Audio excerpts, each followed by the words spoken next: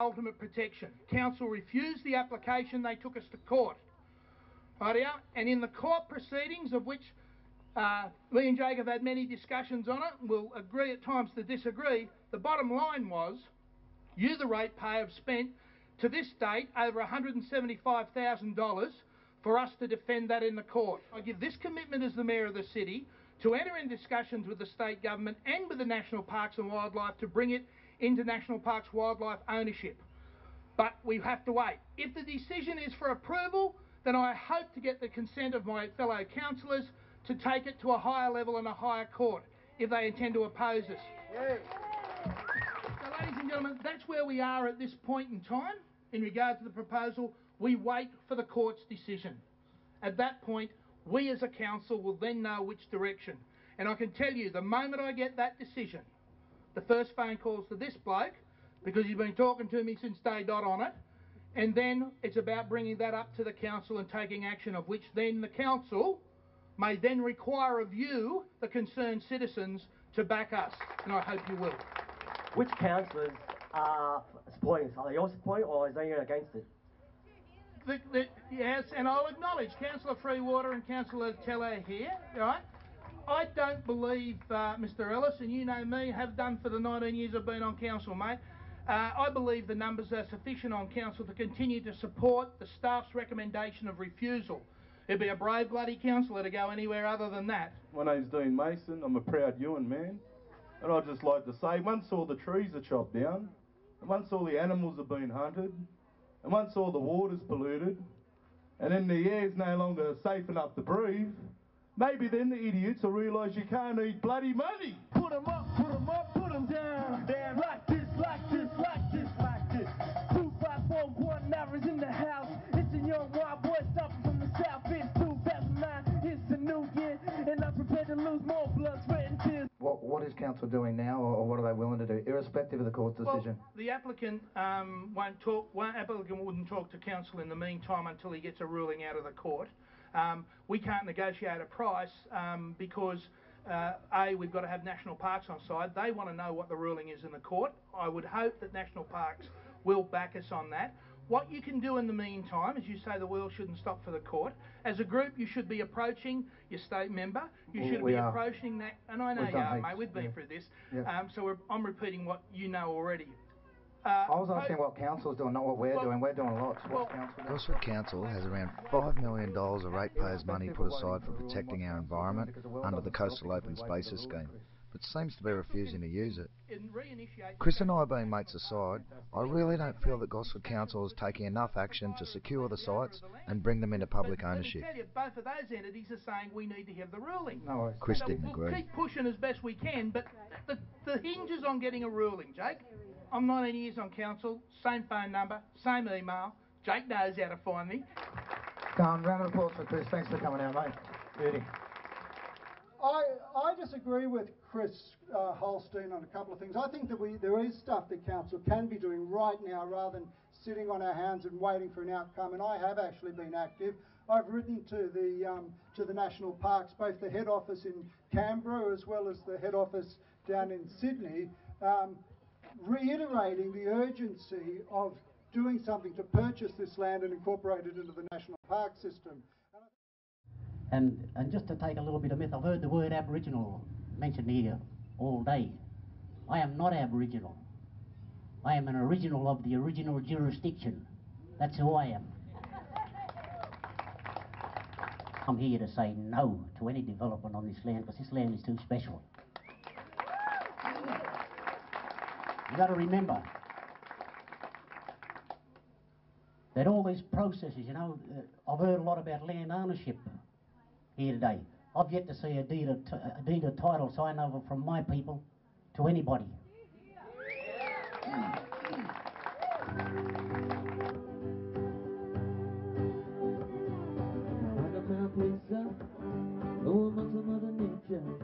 The local music community really got behind saving Bambara.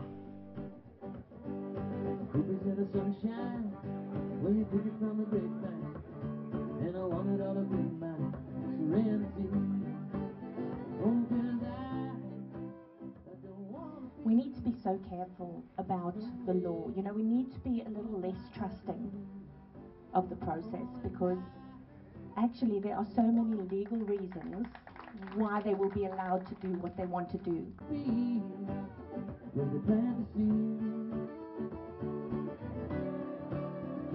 I believe it's a much bigger issue and a much more important issue than just Bambara Road. There's a whole lot of inappropriate development applications all over the Central Coast.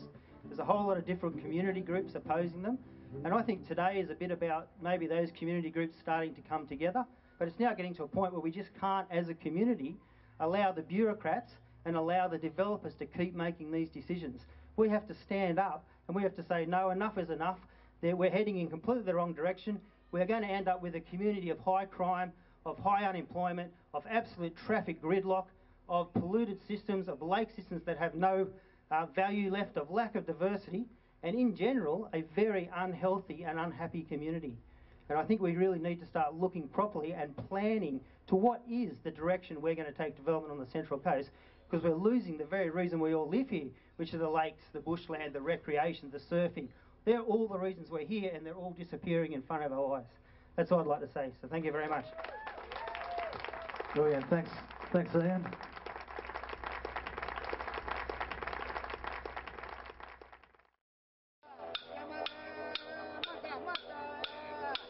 This victory dance isn't performed often, but there's no better way to celebrate yesterday's ruling. Commissioner Tour decided that the development shouldn't go ahead, which is absolutely fantastic news for our community. Uncle Seti and I were over the moon with our recent win in court. On this 56-hectare site at Bambara. The area's home to 12 known endangered plant and animal species, as well as a number of Aboriginal artefacts. For Jake Cassar, yesterday's court win marks a significant milestone in a long-running battle. It means in a minute I'm going to walk through this land, and it'll be one of the best days of my life when I walk through this land, and I know that all the plants and animals in this area and the spirits of the ancestors can rest assured that there's not going to be a massive development in this area. But Jake says he won't rest until the land is made off limits to developers by being declared as a national park. How long are we going to continue to use the community's money to fight this in the Land Environment Court? When's the state government going to step in and protect this land as they should have over 8 decades ago? Tyson Cottrell, NBN News.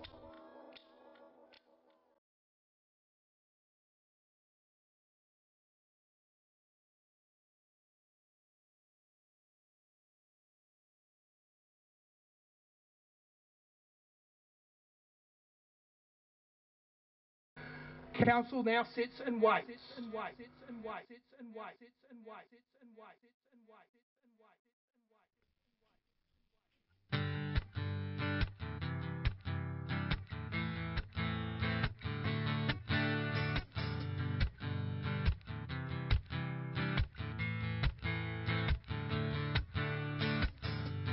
Running on empty, but my plate is full. I gotta go do the things I've known I've had to do. I finally sent a letter to the debt.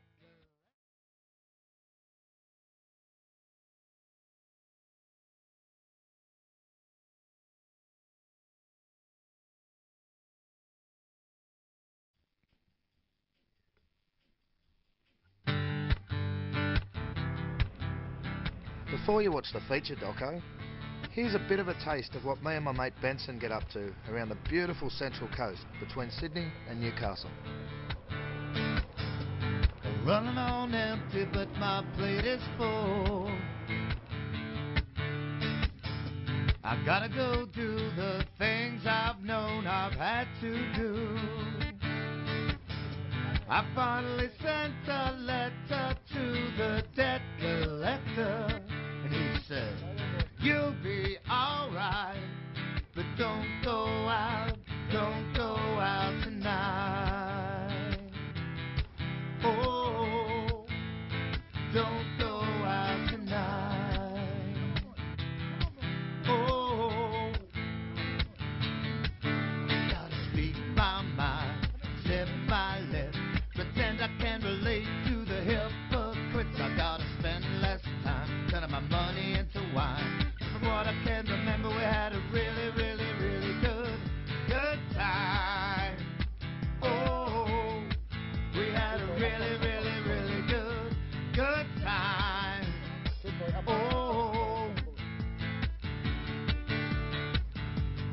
running on empty, but my plate is full.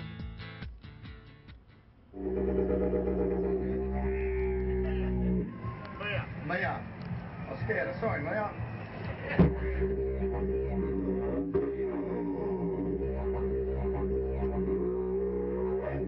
There you go. What's your name, mate? Ryland. That's a cool name. All right. Ryland. I said I'd say it through the didgeridoo. Okay, let's see.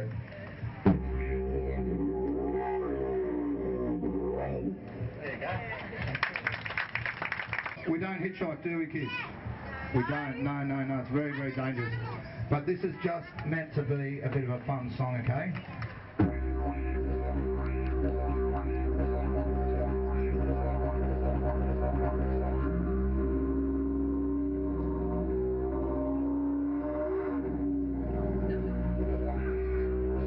Look out for the truck!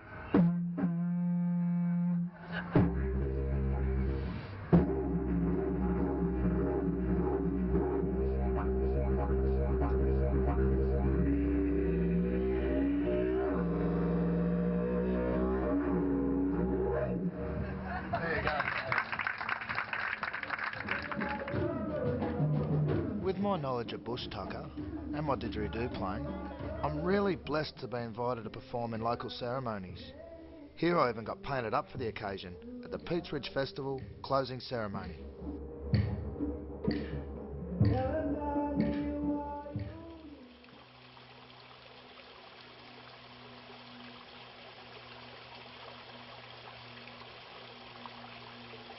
A couple of different directions too. See if we can get to this large one now.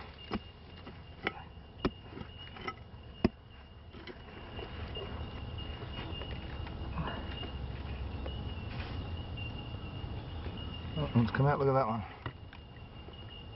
Oops. Decent size yam. Yam section here. I'll stick back in the ground. Now I should note, there's plenty more yam down there and they're getting bigger and bigger and bigger. So that'll regenerate. Also I've kept the yam tops, of course. Okay, and I've kept them connected to the vine. And I've done this plenty of times. They do grow back. They do produce more tubers. Kept all my dirt nice and handy here. Just to cover up the hole. Some mulch over that. So there you have it.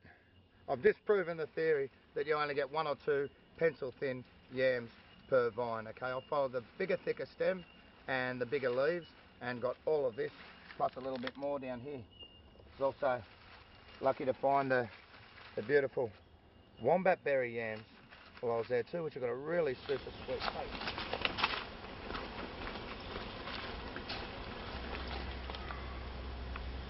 More on the other side.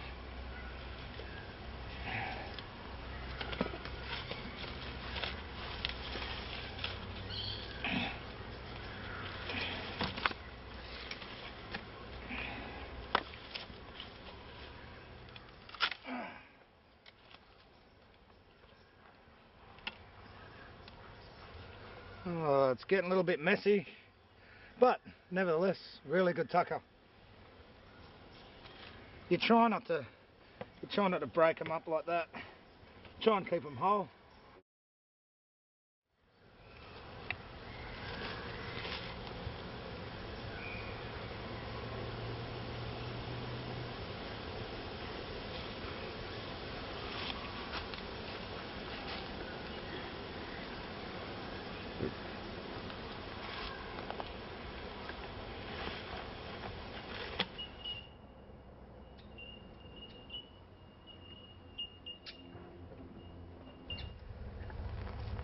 I've learnt you have to be really quiet when you're fishing for bass. But you've got to do what you've got to do to get a feed when you're out in the bush. And they make really good bait. I think I'm turning into a big softie in my old age.